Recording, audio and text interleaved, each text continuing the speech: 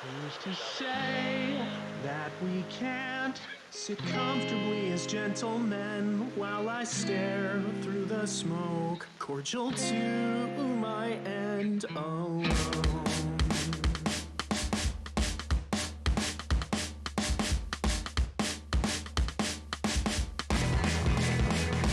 Who's to say that we can't sit comfortably as gentlemen while we stare at the ash?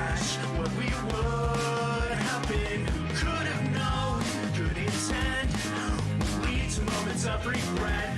Be more scared of the past than what hasn't happened yet. Everybody seems to have forgotten to be sensible, but I love you. They need you. I wanted you to know. Oh, wait, is it? That hardly seems right. What? No, it is not on. The green light would be on if we were broadcasting. Well, I, for one, sir, do not make the rules, and the rules say the green light has to be on for it to be broadcasting. Oh, stop manhandling it. This is a complex device, not a... The green light, it's... No. Some days I think my mother was right. No, stellar job overall. Wait, no. I have yet to miss a broadcast, and I will not be thwarted. Now, drat it all. Aha! There it is. It's on at last. See, I told you, good sir, the green light is key. Science, old boy, is marvelous stuff these days. Hello and good welcomes to you all, my fine gentlemen journeyers, and welcome to High Tales and High Adventures on this, my dimensional romp. I come to you now once again from the Quincey Queen with our only slightly delayed broadcast.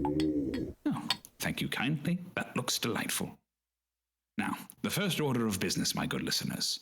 You will notice my esteemed colleague and partner in dashing deeds is not here at the moment. Never you fear, he's just recovering from our latest adventure in time and space. On another further note, yes, in fact, the little dispute with the Serpent Queen is over and ended shockingly pleasantly, despite it being much the cause of this unsightly delay. Now, Chester himself is quite all right. Just some light hexing, so nothing too serious, and I assure you I'll cover that in detail shortly. Where shall we start today? Let us see. Right. The duel with Her Majesty's champion was rather anticlimactic, I'm afraid, and the attack took out our broadcasting equipment, so there was nothing to do there. Though it would seem all those years of fencing did in fact pay off for yours truly. A less refined man would feel inclined to tell his father so, and feel justly vindicated, but as a gentleman, I will just let that be and trust you all understand where the mark lies. So yes, the Quincey Queen is in fact in a rough to-do currently.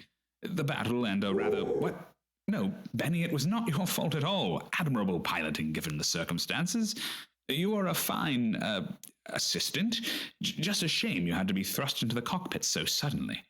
Yes, we had a bit of a rough landing, but nothing risked, nothing gained. Oh, right.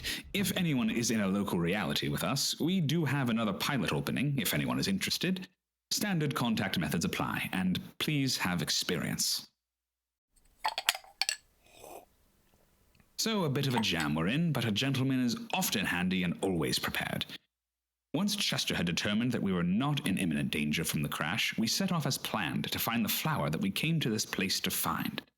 As we often do, we were following some notes from my Uncle Malcolm Clark to find what was called a pink singing flower. A rather mundane adventure and nothing uncharted, but after the Serpent Queen, well, singing flowers seems lovely. Interestingly, this journal entry was penned by my uncle's partner, Urim the Unspoken.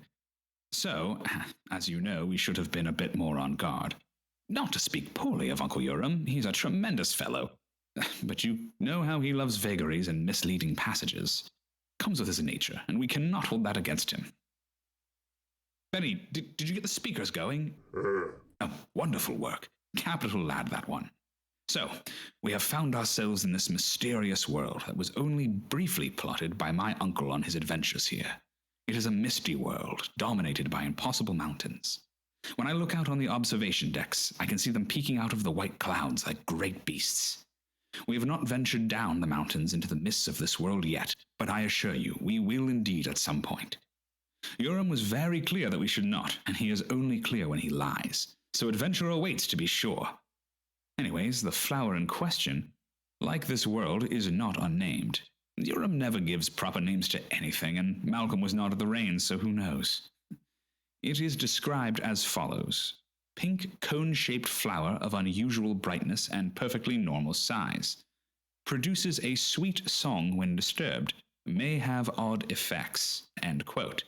And much thanks to you, Uncle Urim, for the clear warning. I mean that honestly. I forgot Urim interprets dark magic differently than us. He comports himself so pleasantly that his grimmer nature is often overlooked. But there it is, plain as day. Sweet song when disturbed. Of course, you see what happened. After a week of climbing up and down this mountain, we found the blasted thing. Lovely as can be, and we went to investigate closer. Well, what is singing to Urim was in fact a series of dark and aggressive hexes. Poor Chester took several blasts before I could extract him. Not much of a glorious tale, I know. Sadly, my friends and dear listeners, it is all the tale I have for you at the moment. And it seems we're caught up on that end. Let us see the list we have of things to cover. Fix the reactor, repair the spider legs, seal the containment chambers, shore up the hull, sort the library. All perfectly mundane things, but it occurs to me that I promised to escort you, my dear listeners, around the Quincey Queen. I've never had the time to do so. Why not do it now while we fix up the place? A splendid idea if I do say so myself. Now, what else is there here? Visit parents, lovely. And, oh yes, save Jennifer from her own most recent escapades. Well, we all know very well how capable my dear sister can be, so I think we can agree that that can wait.